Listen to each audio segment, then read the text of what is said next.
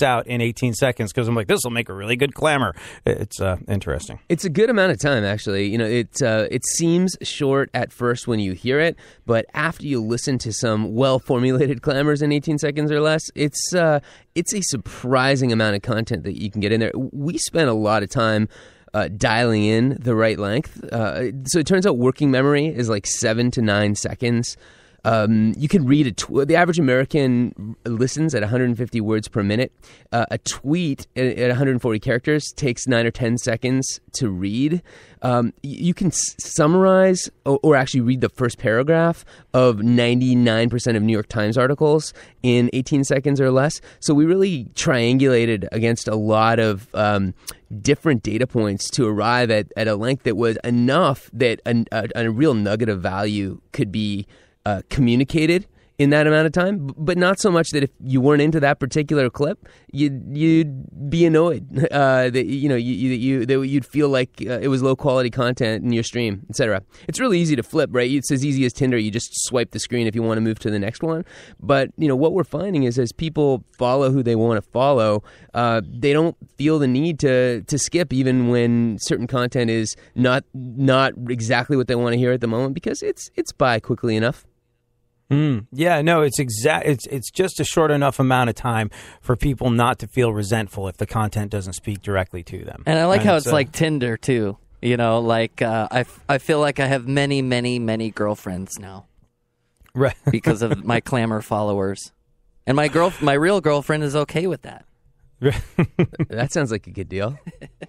I'll peel back the curtain a little bit on radio and what we do around here. And this is, I would imagine that we've successfully attracted a little bit more of a techie listenership on this edition of the show than we usually might. But to peel back the curtains on radio and how we operate, if you talk to any sort of radio consultant that comes in and tells you how to improve your listenership and how to engage your audience, well, in the first 2.5 seconds of you talking as an on-air personality, people have made up their mind about whether or not they're going to stick with you for the rest of the break. And here's the thing. When you're talking on the radio, what you're trying to do is hold people for a certain amount of time, give them a reason to continue listening so that you win the quarter hour, the station's ratings go up, and everybody makes more money. That's the goal. But it is all down to this first 2.5 seconds of you opening your mouth and talking. And if you don't manage to engage the listener in the first 2.5 seconds, then you're kind of done. And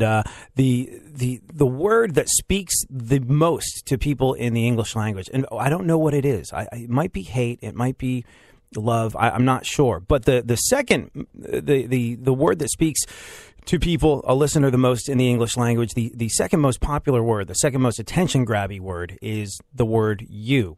So it's very interesting that you've kind of basically hit on what radio consultants have been telling numbnut jocks like me for the last 10 years is like, engage your audience in the first couple of seconds or you're done. And I think that's basically a principle upon which clammr operates. It's good stuff. One of the things that we're finding, AD, is that the clammrs that get the highest click-throughs and the highest number of likes, and a like is effectively like a rebroadcast, like analogous to a retweet, so that the folks who follow, if I like your clip, AD, then everyone who follows me is going to see that clip in your stream.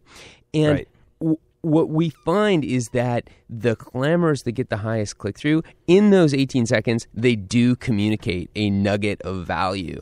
So it's not just, so if it's just sort of an extract, but it's not a truly valuable nugget, like people won't hate on you, but you're not going to get the same sort of click-throughs to the whole story as when you actually provide a complete nugget of value in those 18 seconds. It's a little bit counterintuitive, right? You might think that that giving part of the story or just a tease or something that's just an advertisement for the 1 hour podcast, it would work to get the most click-throughs, but it hasn't worked out that way. It's actually worked out that when you give people something of value in 18 seconds or less, they believe that when they listen to a longer unit of content from you, that will also give them a lot of value. Excellent. And you know what I find reassuring about you is you've mentioned a couple times in the show that you're, what was the expression you used? A terrible reader? You're certainly not going to insult me by saying that. In fact, my one of my co-founders and I, we met on the first day of law school. We went to a good law school. There's a lot of reading required in law school, but we always preferred to listen to. We like consuming information, but we always seem to be able to do it better in a listening format than in a reading format. Well, no, it makes me feel so much better because you're clearly a super intelligent guy. You went to Yale, and you went to Yale Law School, and you went to the Yale School of Management, and you've been an investment banker, and all this stuff that would point to you being smart. And to hear you say that you don't sort of like prefer reading, or you don't like reading, or you're a bad reader, or however you phrased it, makes me feel a whole lot better because, like, I don't know about you, I used to read voraciously as a kid, and now just not so much because who has the time? But I'm always reminded of that Mark Twain quote. It's like, the man who doesn't read is no better than the man who can't. And it's just like it eats away at me whenever I see sort of like a book that I purchase and mean to read. I'm just like, and I wind up doing something that takes 18 seconds or less instead of reading this book. And it's just like, but it's reassuring to know that even with people like you that are definitely smart, that's sort of where society's going. We're consuming things in smaller pieces, and we haven't the patience to maybe sit down and read a book the way we used to. Look, I'll be candid. I love to read. I'm not. I know people who are much better readers than I am. Is that my outro music there? No, that's okay. You can keep talking. So I know people who are much better readers than I am. I'm good friends with many of those people, so I'm just honest about it to myself. But the fact is, we're all incredibly busy, and there are 4 hours a day when the average American cannot consume visual content, can't read, can't watch videos. So during those 4 hours a day, the only option for information and entertainment is audio. Sleepless nights, nothing ever seems like it will be half of what I hoped it would be.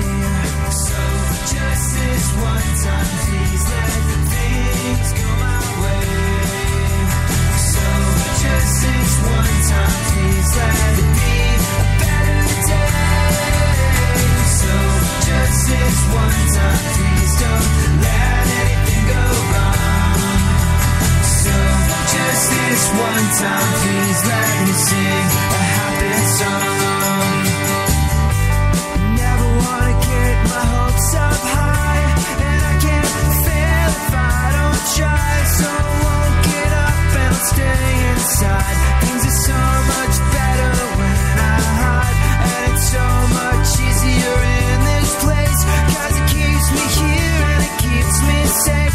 But if I get up and try again, it would be so nice just once to win. So just this one time, please let things go my way. So just this one time, please let it be a better day. So just this one time, please don't let anything go wrong.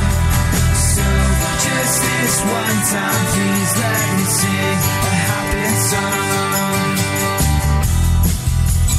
If I get up again, it would be so nice just once to win.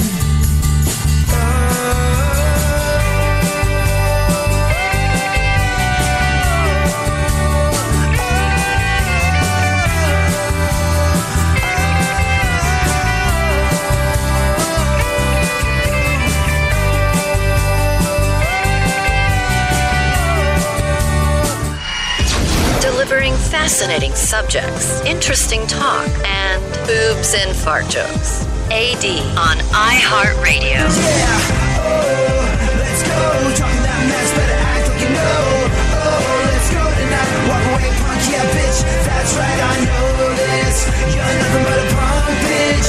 You're nothing but a punk, bitch. So walk away, yeah. So we are joined today on the show by David Silverman, co-founder of clammr, mobile app that it makes audio more social, more viral. It's sort of an Instagram of audio, if you will. Snack-size audio clips of 18 seconds or less. And we've started using it for the show around here recently. Me and Funkhauser love it, love it, love it. And we're stoked to have David Silverman on the show. What's interesting to me about you, David, is the fact that you're like a legit smart guy. Yale Law School, Yale School of Management. And I was thinking about this, and we were talking during the break about what you did before clammr, and you'd been in bands, and you did some recording studio stuff, and now you're messing with now you're messing with sort of like new technology and apps and things that are fantastic and forward thinking, but have to involve a certain amount of risk. Do your parents ever go like, "You went to Yale Law School, do some lawyering. What are you doing to us?" It's a funny question. I've done a whole bunch of different things in my life. During college, I was a musician. I got to work in a recording studio and sort of pay the bills that way for a while. Before I went to law school, I kind of always thought I would go to law school. The most important thing I got out of law school was on the first day I met my wife and one of my co-founders of clammr. So it was definitely a worthwhile experience. But that's worth the price of admission right there. Totally. Definitely the people, made it. The people who are still in my life today made that experience worthwhile. I spent a couple of summers at law firms. But by the time I finished law school, I already thought that I wanted to do things that were more about building in the world than about practicing law. At least giving it a shot. My old man's a judge back in Canada, and he always wished something for me better than practicing law.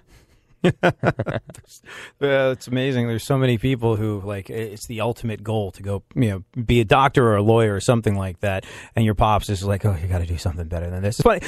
I really kind of relate to you because my entire family, besides me, they're all lawyers. All of them are lawyers in one way, shape, or form. My father and my cousins and everybody.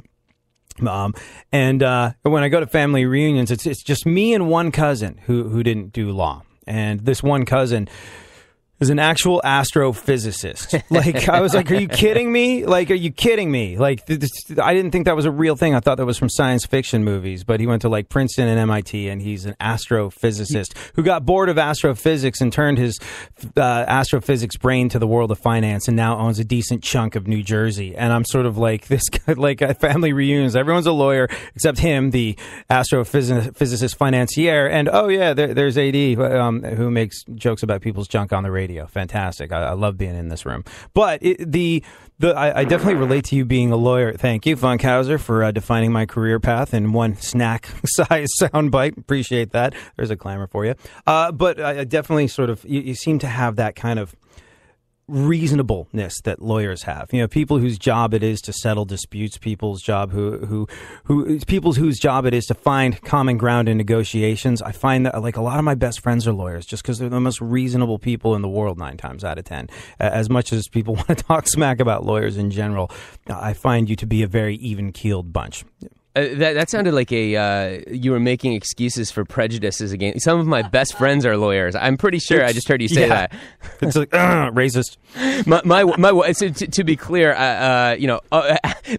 many of my best friends are lawyers, including my wife. So I'm just a recovering one. I couldn't cut it. No, I think that's the thing. By saying many of my best friends are lawyers, I'm just sort of I'm saying, like, despite the fact that I do make fart jokes for a living, I'm able to hang with actual smart people, and sometimes we get along and stuff. But it's super cool that you do that. So how do you go from being a guy who likes to be in bands, happens to have a law degree, and then gets into the tech world? Because honestly, the relationship between legal in the tech world or bands in the tech world, I guess with technology being what it is, that gap is getting smaller and smaller all the time. The tech world touches everything, but it's not a real obvious leap. How do you go from law school to being like, you know what, I want to start an app where people can consume bite-sized audio? How does that happen? Yeah, it's not obvious. There's actually some pretty strong connections between the various things that I've done.